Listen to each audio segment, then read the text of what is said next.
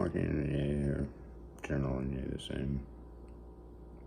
I'm not going to address a big deal of the situation at this point in time. And just wait and see if there is one. So if they bring it up, yeah, my thoughts are probably no video. We'll see. I know the U.S. government released last night that I was in Vietnam. They're not lying. Actually, it was with Canadian forces first. And I'm not lying about that. The best of my knowledge and my recollection, yeah, actually served with Canadian forces first because I wanted to serve. And they made it viable. It was either first or second to serve with Canada. But let's get back into a reality check. It's always been there. Just look at the Gulf of Tonkin too. I'm nervous about it because I don't usually talk about the Gulf of Tonkin too. I'm not going to. It's in history books.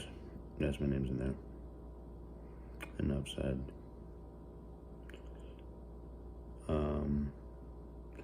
At times, yes, and yes, Miguel, I'm a general. I'm in the military. They utilize me the best they can. I don't get paid. I want to bring back volunteers. And you get into the Tennessee and I'm trying to remember which other, there's another state that has volunteers, I think in Virginia, and they just wouldn't allow it, and we wanted it back in the system, that if you want to volunteer, especially for something as simple as the National Guard, it should be allowed. Why shouldn't you be able to volunteer as a National Guardsman? It's serving your community, and they do a lot with disaster relief. And so if others can volunteer in that arena, why can't the military personnel at least volunteer their time if they want to? That wasn't allowed either. So we're working on it. It's getting taken care of. But if I remember correctly, I served with Canada first. I could be wrong. I could have served with Canada second. Then Israel. Israel was still in the war and asked me to serve. I don't remember if I served with Israel, but yes, I did. Vietnam, yes. You don't get too many toddlers that are actually in the Vietnam War. Mostly I was on the phone. And no, I'm not lying. Yeah, I was mostly on the phone, commanding. And I was sad. But no, they're not lying. Yes, I served in Vietnam. They can get into details if they feel like it. You can just simply say, look in a history book and look up the Gulf of Tonkin too. Second Gulf of Tonkin incident. That covers it. I'm just going to, if people feel like it, then look in more informative